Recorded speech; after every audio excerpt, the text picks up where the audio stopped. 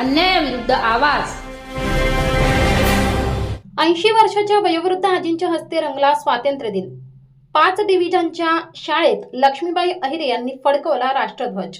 कैलासवासी भाऊसाहेब हिरे संचलित मराठी मुलांची शाळा 5 डिव्हिजन सेसी रावळगाव तालुका मालेगाव जिल्हा नाशिक येथे 15 ऑगस्ट रोजी स्वातंत्र्य दिन अतिशय उत्साहात साजरा करण्यात आला।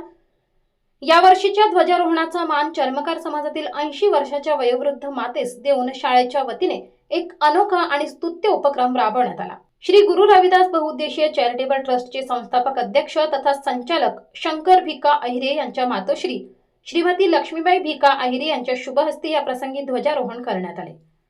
वाढत्या वयातही देशप्रेमाची ज्योत तेवत ठेवणाऱ्या या वयोवृद्ध मातेच्या हस्ते राष्ट्रध्वज फडकताना पाहून उपस्थितांचे डोळे अभिमानाने भरून आले।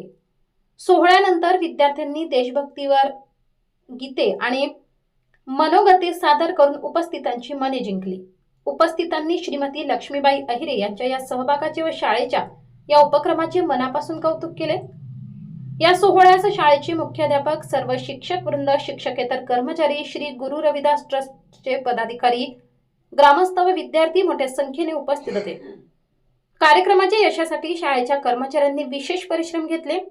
या प्रसंगी प्रमुख उपस्थिती श्रीमती लक्ष्मीबाई भिका अहिरे यांच्यासह दिलीप भिका अहिरे, भरत दगा शिरसाट, गंगाधर सुखदेव भदाणे, किशोर बापू देवरे, डॉक्टर जितेंद्र दिलीप अहिरे, प्रकाश नारायण रौंदळ, भाऊसिंग विश्वनाथ अहिरे, दादाजी हिरामण पवार, योगेश दगा भांबरे, प्रकाश दौलत बच्छाव, दीपाली जगन्नाथ देवरे व कीर्तिकुमार गोपीनाथ पवार आदी मान्यवर उपस्थित होते।